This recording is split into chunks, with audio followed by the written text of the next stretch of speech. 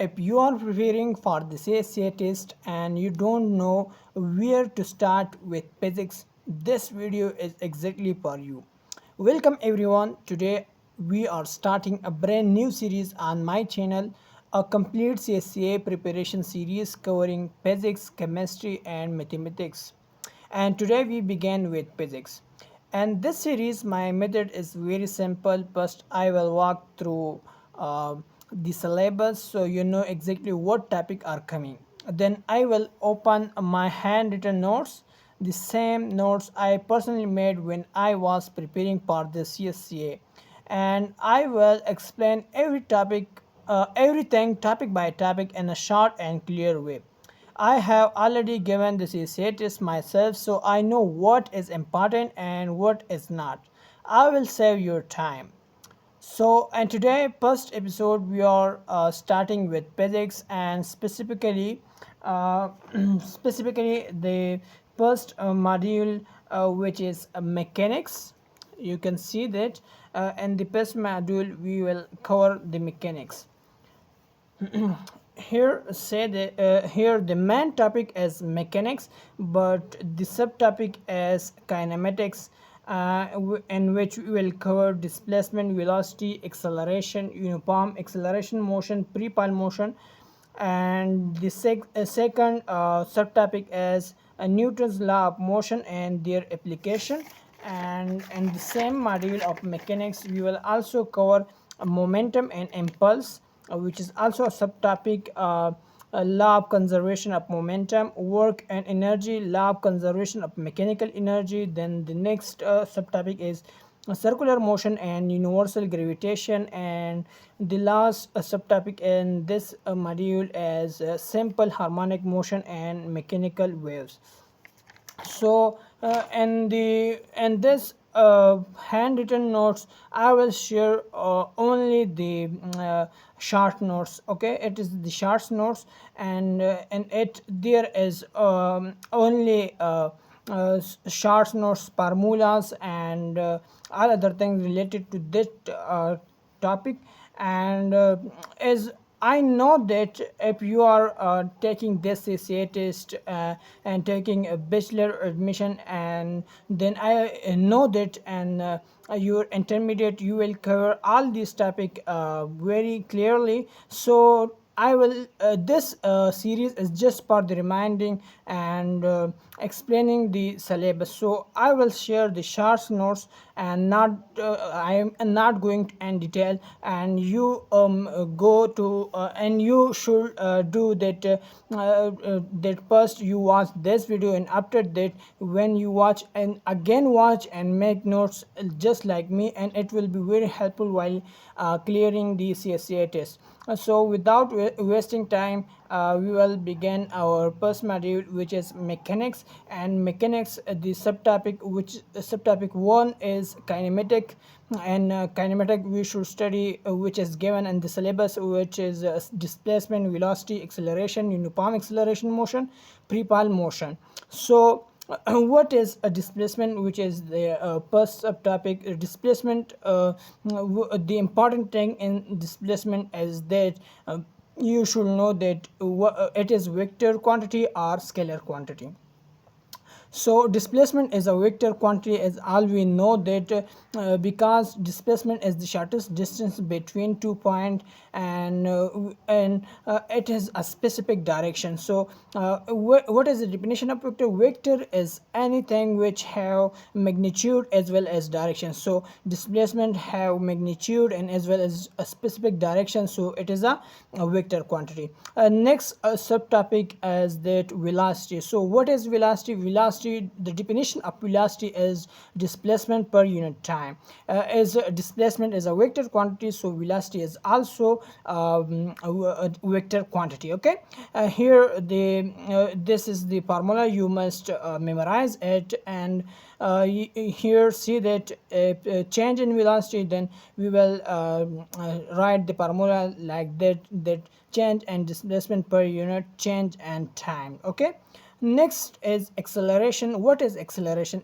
Acceleration is the change in velocity per unit time. Okay, so it is an in sequence. What is displacement? Displacement is shortest distance between 2 points. What is velocity? Velocity is the displacement over time. What is acceleration? Acceleration is the velocity per unit time. Okay, so this is the subtopic, and the next thing is that which is the important equation in which all these three quantities is present. So you must also memorize these equation, and CSCA test you should face a problem in which this formula are used. So the first equation is that velocity time.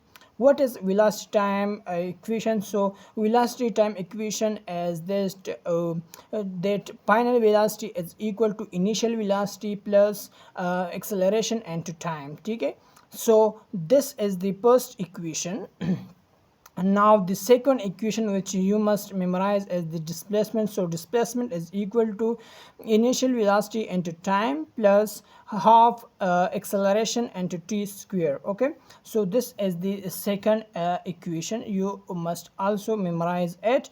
Numerical should come and you must solve it through this equation. Okay, the next equation is that velocity displacement, which show the relationship between velocity and displacement, which is final velocity square is equal to initial velocity square plus 2 a into s.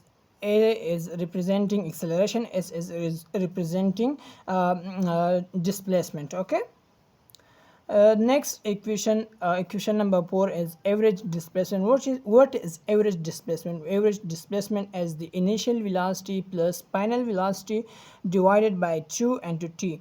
This is the equation which is used when you are going to find average displacement, when these quantities are given such that initial velocity, final velocity and time is given, and you must say that find the average displacement. So you should use this formula by solving it. Okay, next equation is displacement without initial velocity.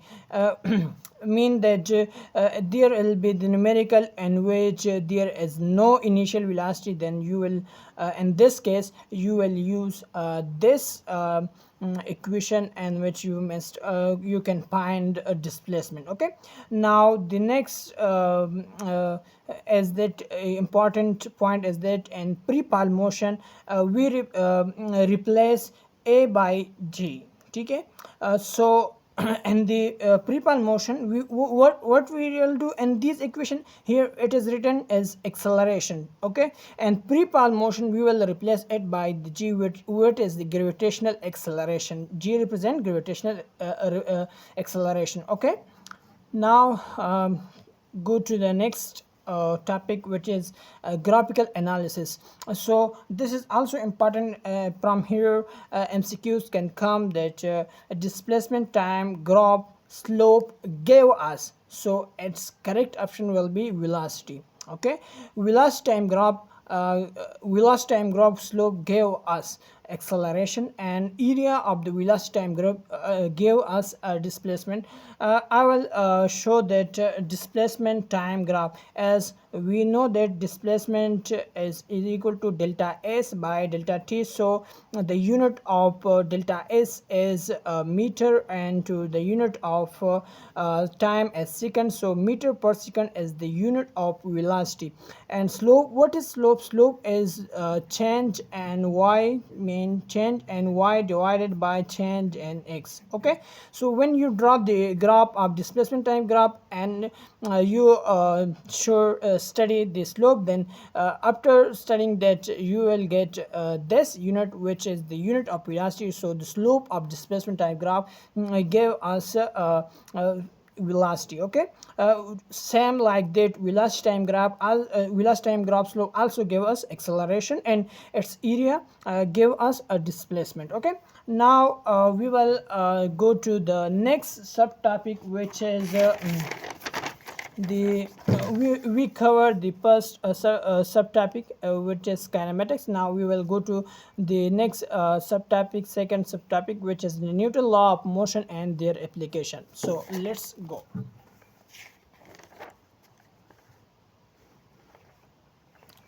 So, and Newton law of motion and their application, you must memorize the three Newton law, in which the second Newton law is important, which is which have the equation that F is equal to ma. So, and the Newton law of motion and their application, you must memorize the three laws of motion.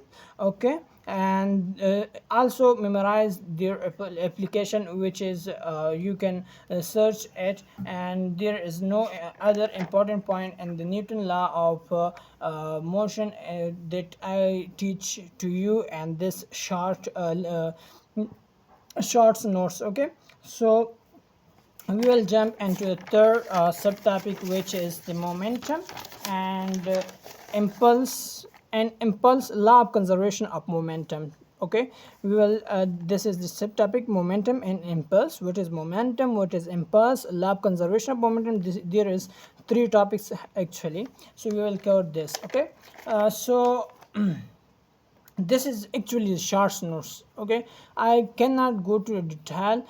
This is the short notes in which you find the formulas and other important things. Okay, and actually when you cover this correctly and memorize it, then it will cover about 80% of your test. Okay, so the topic is momentum and impulse, law of conservation of momentum. Okay, so what is momentum? We study momentum is the product of mass and velocity. So this is the momentum equation. Now what is impulse? Impulse is the force per unit time. Okay, impulse is the force per unit time. It's the formula of impulse. Impulse is also represented by J. Okay, J, it is represented by J. Impulse. What is impulse? Impulse is the force which acts for a very short time. It is the high amount of force which acts for a very short time. Okay, now what is impulse momentum theorem? Impulse momentum theorem, it is also represented by J. It is also represented by delta phi, which is equal to mvf minus mvi.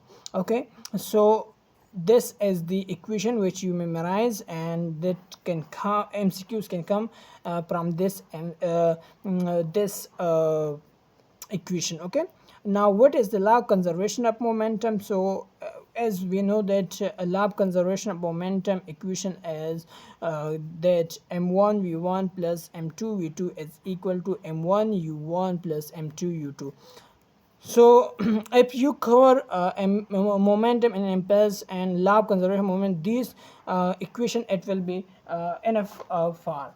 Okay, so in the next which is the work and energy, work and energy, law of conservation of mechanical energy. So you can cover this formula and this that work, what is work and energy, and law of conservation of mechanical energy. So work, as from the definition, work is the force and to displacement. That in physics we should say that work is done when a force act on a body and it move it from the place, some place, from one place to another place. So we should say that work is done. So this is the equation from the definition of work, that fs and 2 cos theta. It is the equation of work. You should memorize it. Unit of work is joule, and where 1 joule is equal to 1 newton and 2 meter. Okay, now next is energy. What is energy? So energy is the ability of a body to do work, and now there is the two type of energy. One is kinetic energy and the next is potential energy. What is kinetic energy? Kinetic energy is the energy which possessed in a body due to its motion, and its equation is half mv square. Work energy theorem. in which work is equal to change in energy. Work energy theorem said that when you work, this work is stored and act and is a change in energy. What is potential energy? Potential energy is the energy possessed by a body due to some position. So this is the potential energy, and the equation used for the and the formula used for the potential energy calculation is mgh, where m represented mass, g represented gravitational acceleration, and h represent height. What is elastic potential? Elastic potential energy. Elastic potential energy is the energy possessed due to some compression or extension. Okay, so what is elastic potential equation? Formula. So the formula of the elastic potential energy is half kx square, where k represents the spring constant and x represent the distance. Okay, what is the law of conservation of mechanical energy? Law of conservation of mechanical energy said that when there is the total amount of energy must be equal to the kinetic energy, sum of the kinetic energy and potential energy. Okay, what is conservation law? Conservation law say that that initial energy is equal to the final energy. The total initial energy must be equal to the total final energy. So as we did, the total energy is equal to kinetic energy, sum of kinetic energy and potential energy. So here is the total initial energy, so the sum will be the kinetic energy initial and the potential energy initial, and then the kinetic energy final and the potential energy final. Now what is the power? Power is the work done per unit time, energy spent per unit time, and its equation is from the definition. Okay, alternative constant force, if you calculate, then power will also be equal to F dot V. It is also the important formula, you must memorize it. Unit of power is watt, where 1 watt is equal to joule per second. Okay, now go to the next subtopic. What is the circular motion and universal gravitation? What is circular motion and gravitational acceleration? We will study what is important in this. Okay, circular motion and universal gravitation. Angular displacement. So the first thing you must memorize and this subtopic is that angular displacement. What is angular displacement? Angular displacement as the distance curve per, as the angular displacement formula as the distance per unit, or r represent the radius. Okay, so unit of angular displacement is radian. Angular velocity. What is angular velocity? Angular velocity is the angular displacement per unit time. Its unit is radian per second. Okay, now what is the linear velocity? Linear velocity is the angular velocity into r. Angular velocity is this and r is the radius of the circle. What is the centripetal acceleration? Centripetal acceleration is the linear velocity square divided by r, or we can rearrange that, and it's also calculated by the omega square into r. The one important thing that I will clear to you, that when you will use this formula for the centripetal acceleration or this formula for the centripetal acceleration, so it depends on the given data. If in the numerical it is given the linear velocity and r is given, and you should find the centripetal acceleration, so you should use this formula. And if this value is given, angular velocity and r are given, then you will be using this equation for calculating centripetal acceleration. This is not only for this the here, but also it is applied to all other equation in which there is one thing and there are several formulas, so you should follow this. Okay, what is centripetal force? Centripetal force is equal to ma, which is equal to mv square divided by r, which is equal to omega square and to r. Okay, so Newton law of universal centripetal force. This is the centripetal force equation. You can find centripetal acceleration by this formula, also by this formula, and also for this formula. Okay, what is Newton law of universal gravitation? So Newton law of universal gravitation, that is that F is equal to g m1 m2 divided by r square. Here g represents 6.67 and to 10 power minus 11 Newton meter square and to kilogram square. This is the value of g, with this g is also called universal gravitation constant, and its value is that you should memorize this value directly. MCQs as can come from this, that what is the value of universal gravitation constant, and not only you should memorize this value, also the unit, because there must be two options in which this value is same but this unit is different. So if you memorize the unit, it will be also helpful. Okay, so what is gravitational field in orbits? Gravitational field is equal to g ham by r square.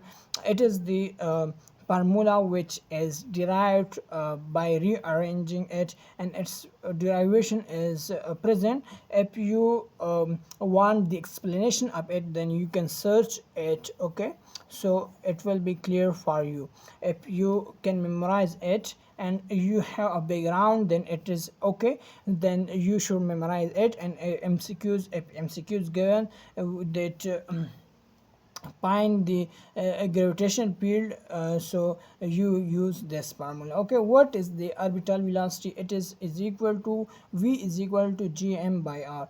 And this lecture, actually I want to show that that you should also learn this from the syllabus. Okay, and it is the formula sheet for you. Okay, then if you want the explanation video and detail video, then also comment it. I will definitely give you a next series and a next course in which I will cover all these topics clearly, explain and detail. I will give the detailed lecture of it, that how this formula derive, what is the gravitation.